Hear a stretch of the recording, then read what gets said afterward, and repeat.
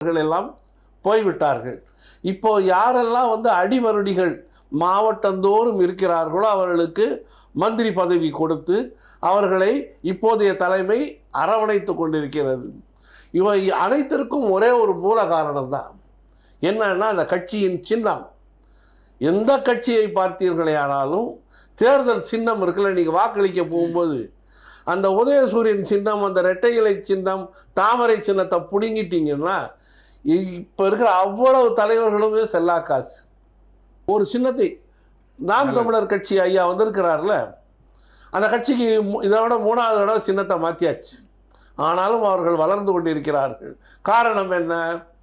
நேரடியாக தமிழ் மக்களை அந்த தமிழ் தலைவன் சந்தித்து விட்டான், சிந்திக்க வைத்து விட்டான், அரவணைத்து விட்டான். ஆகவே வளர்ந்து கொண்டிருக்கிறார். இப்போ நீங்கள் சின்னத்தை மாற்றினாலும் வெற்றி பெற்று விடுவார். நாம் தமிழர்னு தெரியும், ஆனால் இங்கே தெரியாது, கண்டே பிடிக்க முடியாது.